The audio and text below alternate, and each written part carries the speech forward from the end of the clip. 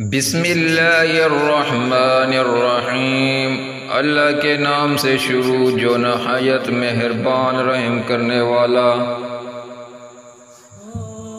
رسول صلی اللہ علیہ وسلم نے فرمایا کہ روزہ ڈھال ہے، اس لیے نہ تو بری بات کرے اور نہ جہالت کی بات کرے۔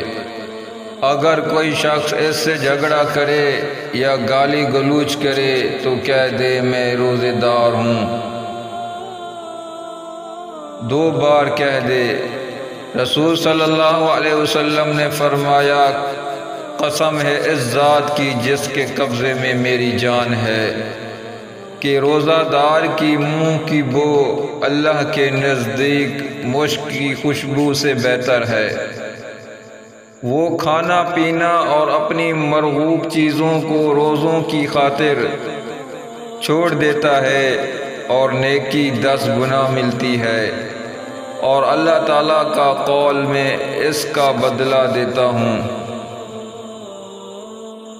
آپ صلی اللہ علیہ وسلم نے فرمایا کہ جنت میں ایک دروازہ ہے جس کو ریان کہتے ہیں، قیامت کے دن اس دروازے سے روزے دار ہی داخل ہوں گے، کوئی دوسرا داخل نہ ہوگا۔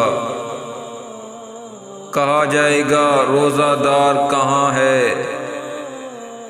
وہ لوگ کھڑے ہوں گے، اس دروازے سے ان کے سوا کوئی داخل نہ ہو سکے گا۔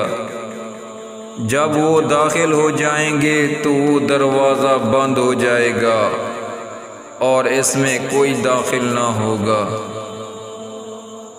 رسول صلی اللہ علیہ وسلم نے فرمایا کہ جس نے اللہ تعالیٰ کی راہ میں جوڑا یعنی 2 چیزیں خرچ کی، وہ جنت کے دروازوں سے پکارا جائے گا، اے اللہ کے بندے یہ دروازہ اچھا ہے۔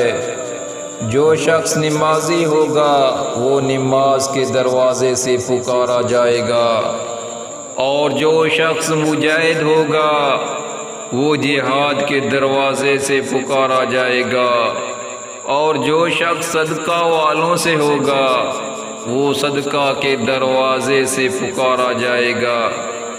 حضرت ابو بکر رضی اللہ عنہ نے عرض کیا یا رسول اللہ میرے ماں باپ آپ پر فدا ہوں، ان دروازوں میں سے جس دروازے سے بھی پکارا جائے اس پر کوئی حرج نہیں ہے، لیکن کوئی ایسا بھی ہوگا جو ان تمام دروازوں سے پکارا جائے گا۔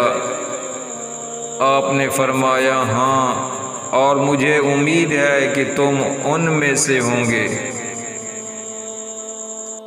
نبی صلی اللہ علیہ وسلم نے فرمایا کہ جب رمضان کا مہینہ آتا ہے تو جنت کے دروازے کھل جاتے ہیں۔ آپ صلی اللہ علیہ وسلم نے فرمایا کہ جو شخص شب قدر میں ایمان کے ساتھ اور ثواب کی نیت سے کھڑا ہو اس کے اگلے گناہ بخش دیے جاتے ہیں، اور جس نے ایمان کے ساتھ اور ثواب کی نیت سے رمضان کے روزے رکھے اس کے اگلے گناہ بخش دیے جاتے ہیں۔ رسول صلی اللہ علیہ وسلم نے فرمایا جس نے جھوٹ بولنا اور اس پر عمل کرنا ترک نہ کیا تو اللہ تعالیٰ کو اس کے کھانا پینا چھوڑ دینے کی کوئی ضرورت نہیں۔